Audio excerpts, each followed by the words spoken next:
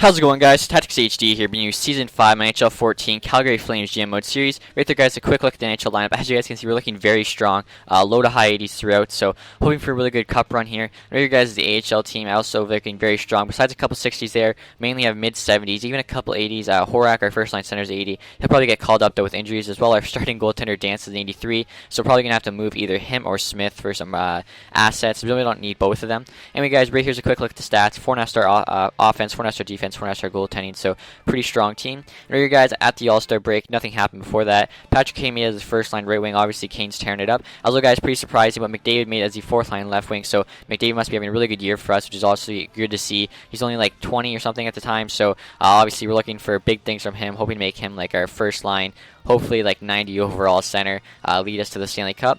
Anyway, guys, right here making a really big offer. Obviously, I was looking for some secondary scoring.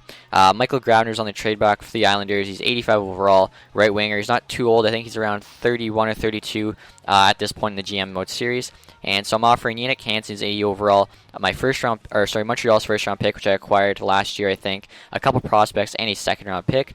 And you guys are going to see the New York Islanders actually do accept this deal, so I think it's a really good deal for us. Obviously, we're getting the best player in the deal, which is obviously one thing you definitely want to get.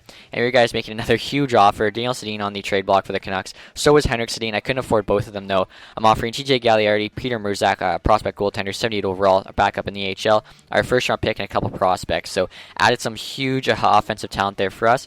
And here, guys, you can see our scoring leaders at the end of the NHL season. McDavid, Camilleri, Grabner, Kane, Sedin are our top 5 scorers. So we're looking really good. And McDavid's topping off that list, which is even better. It's just showing us he's going to turn into that first line center we're looking for. As well, guys, heading into the playoffs, you'll see that our first line is actually amazing. We got Sedin, Camilleri, and Kane, and our second line is Barchi, McDavid, and Grabner. So really good depth there on offense. And as you guys can see, we finished 14th in the NHL and 7th in the West. So right here, guys, in the first round, the playoffs are up against the Anaheim Ducks, and we actually swept the Ducks there 4-0. So good start there, obviously. And I don't think we made it past the second round of the playoffs yet in the GM mode series, so we're looking to do that here. And I think in the second round here, we're about to play the Colorado Avalanche, looking to get by them, as I don't think we've made it farther than this so far. We actually win the first 3 games on road to a sweep. Unfortunately, though, they spoiled that, winning the 5th game, the 4th game, and luckily we were able to win the 5th game there, beating them in 5 games. So right here, guys, we're going to the conference final against the Dallas Stars, but my scout returned, so I had to go scout some more people, just, do that really quick. And right here, guys, against the Dallas Stars, we're actually tied 1-1, and then we're tied up 2-2, so really close series. We take the lead, though, in the 5th game there, making it 3-2. Our AHL team is actually playing the Ottawa Wild in their second round of the playoffs, and right there, guys, we actually beat the Dallas Stars in the 7th game, so big win for us. And here, guys, we're playing the Buffalo Sabres in the Stanley Cup final, and we actually go down 3-0, which is not a good sign. Luckily, though, we win the 4th game, and we actually end up winning the 5th game as well. And right here, guys, the AHL team, they're in the Calder Cup final against the Bridgeport Sound Tigers. They actually beat them 4-1. And I wanted to jump into that game in the last 5 minutes or so to show me winning the Calder Cup. Unfortunately, I simmed it too fast. And I think they beat the Bridgeport Sound Tigers in 5 or 6 games. They beat them pretty handily. Our AHL team is just destroying. And as you guys can see, unfortunately, after going down 3-0 to Buffalo, our team wasn't able to make the comeback. We did win a couple games, but unfortunately couldn't win the 6th game there. If we would have went to the 7th game, we would have jumped in the last 5 minutes trying to pull out the Stanley Cup win, but still a very good year for us. We guys are the playoff scoring leaders, so our team looked very good. Obviously our players that didn't perform did. Unfortunately, we made it pretty close, but just not far enough. Right here, guys, are retired players. Mike Smith's probably one of the biggest names that retired this year. I kind of retired actually a little early, I think. He's not even that old. I think he's probably like 33-ish right now in the GM mode, so not too old yet. Franz Nielsen, Brian Giunta, Drew Miller, no really too big names. Johnny Oduya, Nicholas Cromwell, probably the biggest name on defense, retiring. Volchenkov, Engeland. Nothing, major, though, yet for retired players. In a couple years, we're probably going to see some huge names like Thornton, Marlowe, etc. retiring. Guys, right here at the draft, I didn't have a first-round pick after trading both of them away for Sedin and Grabner, but I have a second-round pick here, and I'm picking up Terrence Brody, 2.5-star green potential. I think that could be a really good addition to our team. And in the third round, guys, I have 1 third-round pick, so I'm looking to try to make the most out of it. And I think I end up going with Friesen, who's at the bottom there. You guys will see. He's got 2.5-star red potential. or sorry, 1.5 star red potential. He's a 6'4" defenseman, and I thought, he might be the best for us. Anyway, guys, right here at the re-sign phase, so actually some big names we have to re-sign. Camilleri, McDavid both need new contracts. I think even another center mate Broussard also needs a new contract. Sedin's locked up. Barchi needs a new contract. Both Kane and Grabner need new contracts, and you're putting out a lot of money here. Giordano also needs a new contract. He's our our best defenseman. So you're gonna have to pay out a lot of money here, and just kind of keep everybody. So obviously, I am keeping Giordano, our #1 defenseman. I did notice though, because I have to re-sign Camilleri and McDavid, I'm probably going to let Broussard go, 84 overall, and he's playing on our 4th line, so we don't really need to pay him what he wants. He probably wants like $4 million. Not really worth it for our 4th line, so I'm thinking he'll probably pick up somebody in free agency after letting him go. Give us some cap room. For you guys, just re-signing some of the better prospects as well. As you can see, I also have to re-sign Robin Lehner, who's an 85 overall starting goaltender for us. So I had to re-sign our starting goaltender, our #1 defenseman, our first and second line right wingers, our second line left wing, and our first and second line centers. So a lot of new contracts going out here, and just trying to manage the cap the best I can. Luckily, some people are actually getting a downgrade in pay, but there are also some people getting an upgrade. Kane was actually getting $8 million, or maybe even a little over $8 million a year before.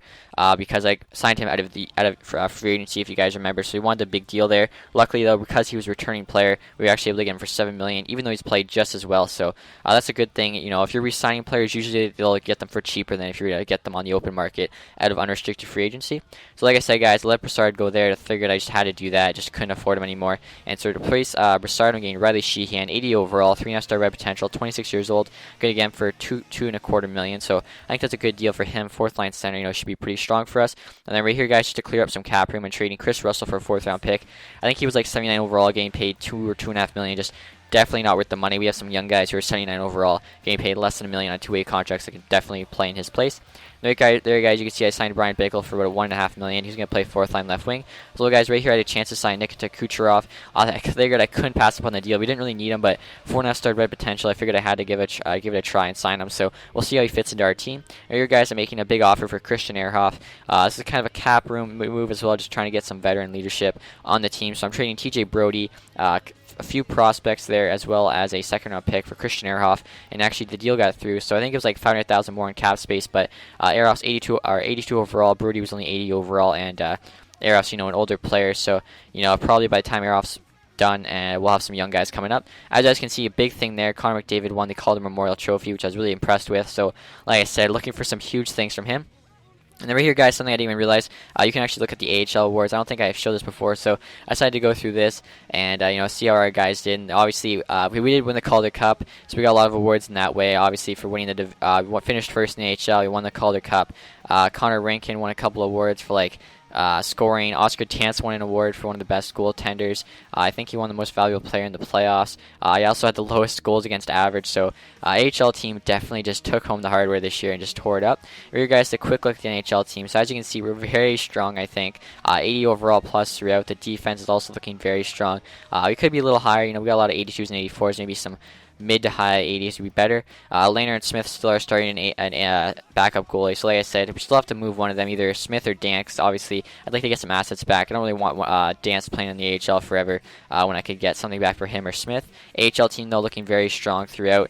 Hoping for the same kind of year from them. A little bit less depth, though, as some guys have left. I didn't re-sign them, as well as some guys are on the NHL team now, but still looking very strong. Right here, guys, a quick look at the team. 4.5 stars throughout, so hoping for a good run next year. Obviously, we made it to the Stanley Cup Final this year. Hopefully, we can make it to the Stanley Cup Final again next year and win it this time. But anyway, guys, that's the end of this episode. I hope you enjoyed it. Make sure to stay for NHL 14 videos. If you enjoyed the video, guys, please leave a like, and thanks for watching. Have a nice day.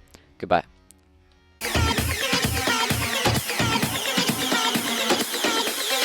It's the kind of beat to go.